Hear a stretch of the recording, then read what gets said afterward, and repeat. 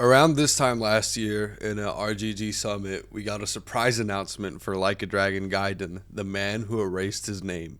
Me personally, I was very surprised at this announcement because all I was expecting was some info on Ishin, maybe some teasers for Like a Dragon Infinite Wealth, but at the same time, I was really racking my brain at what they could possibly do with another Kiryu game, considering the ending to Yakuza 6.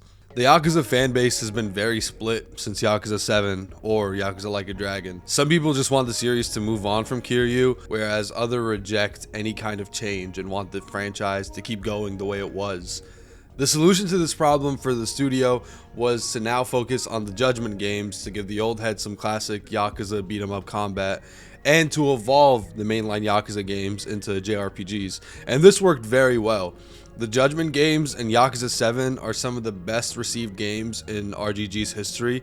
They're fun, they're intense, and they have an even bigger scope than any of the older Yakuza games. However, with the Judgment games, there was a big problem of Yagami's actor's agency being very strict with what can and cannot be done with his likeness. These issues have gotten so intense to the point where I really do believe that Lost Judgment could be the last we see of Yagami or the Judgment games. His agency didn't even let him be in the Kaito Files DLC. This is obviously very sad news, and it also leaves a big hole in the Ryuga Gotoku Studios market because there's still a lot of fans who aren't fans of the turn-based combat and they need some classic beat 'em up combat. But it would take too much time, effort, and resources to come up with a whole new cast of characters, a whole new world, and a whole new dynamic just to appease those fans. And that's where I think Like a Dragon Gaiden comes in. For those who don't know, Gaiden means a side story or a tale in Japanese. But the man who erased his name really feels much more than that. It genuinely feels like a must play for any Yakuza fan. Hey, yo, y'all can't stand right here. Let's start off with the gameplay. The gameplay here is obviously fantastic. There are only two different fighting styles in this game, the Daidoji fighting style and the Dragon fighting style. Of course, we're all familiar with the Dragon fighting style. It's a staple of the series, and I feel like this could be the best iteration of it. It's silky smooth, feels almost like the Judgment fighting styles, which I personally really love. I did find it kind of busted where I would just hold square or hold triangle repeatedly against bosses and they just couldn't defend it. There were only like 3 boss fights in the game where you can't just completely cheese it. Holding triangle specifically cheeses the game like crazy because it launches the enemy up and you can just repeatedly beat them while they're floating in limbo. They're completely helpless against your attacks, but it's this type of cheesing that I felt was missing from some of the Kiryu games and some of the more recent games, so I'm really glad that it's back in Gaiden. The other fighting style, called the Daidoji fighting style, is probably my favorite in this game. For me, I would only really use this fighting style against hordes of enemies because I feel like it doesn't really work too well for a 1v1 situation or a boss fight. But when this game puts you up against like 50 dudes, and believe me, it does, there's no more satisfying fighting style in any of the other games than the Daidoji. This fighting style was built for those hordes of 50. You get some of the most batshit crazy equipment, like you could use the Obama, the I, Tanya, the lung cancer, or the Spider-Man. All 4 of these equipment make fighting so much fun. Personally, I liked using the I, Tanya just to skate through hordes of enemies and build up heat. Then I go into R2 mode and clean up. That was pretty much my go-to strategy for any like big hordes of enemies. The actual fighting style itself is very unique. It feels like a more advanced version of the Rush fighting style from some of the other games. The moveset is very cool, feels more advanced, and the heat actions are obviously great. I just like the little details in the animations, like when he elbows somebody or when he rushes in. I feel like the animations were done really well for this fighting style. As for the mini games, we have billiards back, darts is back, mahjong, shogi, golf, the arcade, karaoke. They're all back, but the most important return of all has to be Pocket Circuit Racer. One of my favorites from Yakuza 0 and Kiwami is finally back, and it made me very happy to see.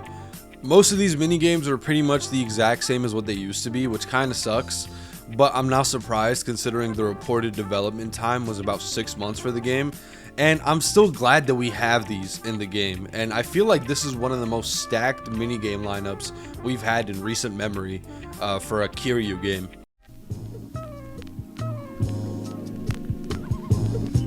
Now onto the side content. The side content is plentiful in this game.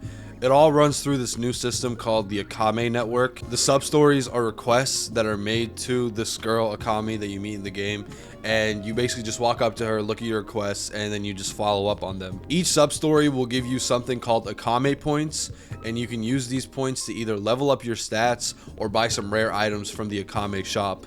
You can also get Akame points by walking up to strangers around the map that have the exclamation mark on their heads and fulfilling their requests. I think this is great for the Yakuza games, and for the people who would want to 100% the game, now it just tells you how exactly you can unlock a sub-story, which makes them unmissable, which is fucking phenomenal considering, you know, the Ryuga Gotoku track record with this shit. The quality of the sub-stories this time around is awesome.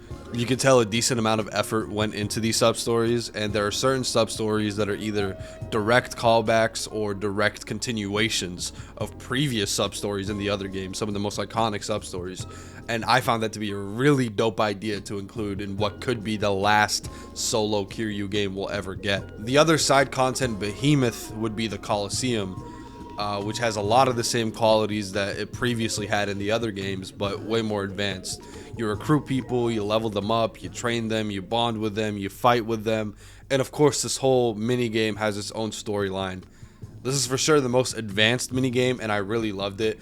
I thought it was actually genuinely challenging, it was a lot of fun, and it had really amazing rewards for all stages of the game, early, mid, and late. The Cabaret Club is the only miss here, I think. I really didn't like the real life girls. I find it very off-putting and creepy, honestly. If they bring back the Cabaret Clubs in the next games, I really hope they change it back to what it was, because it felt really lifeless and awkward in this game. And that's not to say it wasn't lifeless and awkward in the other games, but it just felt especially lifeless and awkward here. Now for the story, which is my favorite part of any Yakuza game. The Man Who Erased His Name takes place following the events of Yakuza 6 and shows Kiryu, now known as Joryu, trying to live out his life privately in peace. But there's something about being the Dragon of Dojima that just doesn't allow that to ever happen. So, long story short, the Omi Alliance find out that Kiryu is still alive and they're hunting him down. Story is very short. It comes in at about 5 total chapters, and if you skip the side content, you could finish the whole thing in about 10 hours. I think that this story is really fucking good. It does take a while to get going and to get you reintroduced to the world, so to speak. However, I really didn't mind it at all. The last time we've seen Kiryu this up close and personal was in 2016 when Yakuza 6 came out. Seeing Kiryu walk around Sotenbori really made me feel emotional. I know it sounds stupid, but it really brought me back to a simpler time when I was playing these games for the first time. I'd be lying if I said this game didn't have some fan service. Some might see that as a negative, but I see it as a huge positive. I'm not usually the biggest fan of fan service in anything, but I feel like it was done very tastefully in this game, and it makes sense since realistically this is probably the last solo Kiryu game we'll ever get from Ryuga Gotoku, so I'm glad that they made the send-off as epic as it was, especially in that final chapter. If you started playing this game and stopped around chapter 2 or 3, I'm telling you, you're like the picture of the guy who stops mining right before he hits the diamonds. The story picks up massively around chapter 3, and it gets more and more intense with each mission. That's not to say that the first 2 chapters are bad, far from it actually. I thought they were great tone setters. They reintroduce you to some of the characters and introduce you to new characters, the Daidoji clan, and they really helped you understand Kiryu's situation and the stakes at hand.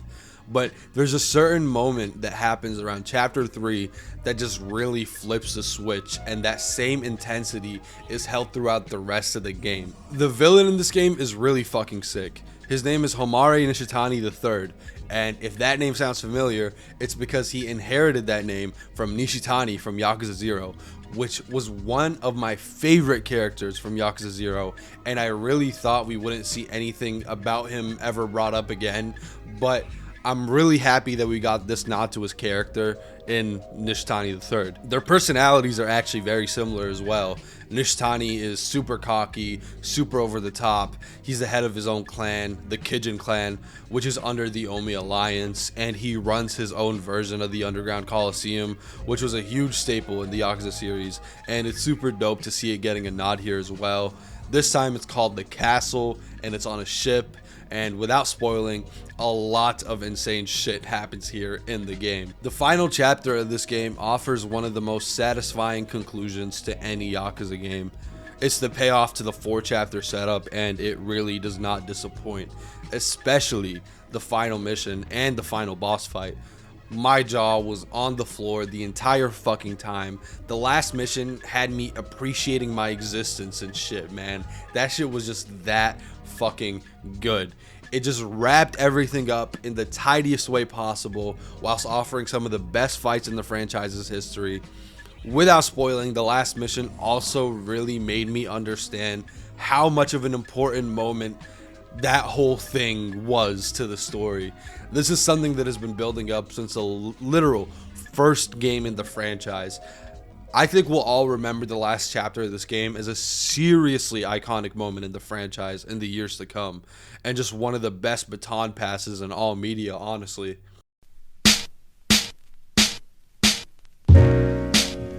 All in all, I really feel like this is one of the strongest Yakuza stories and one of the strongest Yakuza games, which is insane to say considering this was just labeled as a side story, and it makes me incredibly hyped for Like a Dragon Infinite Wealth, because I played the demo and I think it has some peak potential. Sure, Gaiden gets a little slow at times, but all things considered, it's all you could ask for and then some.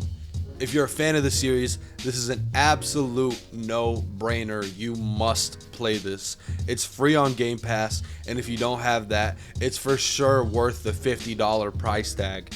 The game will run you about 10 hours if you're just doing story, 25 to 30 hours to 100%. This is one of my personal favorite Yakuza games, and I will be 100%ing it for sure. It's so much fun. I'm very excited to see what could happen with Like a Dragon Gaiden. I think, or rather I hope, this could be a continuing thing that they do and drop maybe one every 2 years or something, where we could get to see more of some of, Yakuza favorite characters, such as maybe a Majima game, possibly the return of Akiyama. And we haven't seen a fucking thing about Tanimura or Shinada since Yakuza 4 and 5.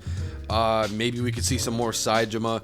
Who knows? The possibilities are endless, and I think this is a great format for the series. It offers some great fan service. It answers some of the questions that we might have about these characters, and I feel like it has a lot of potential, and this was a great starting point. That's all for me. Like a Dragon Gaiden, The Man Who Erased His Name, fucking phenomenal game. I'm still playing it to this day, and I'm still having a lot of fun.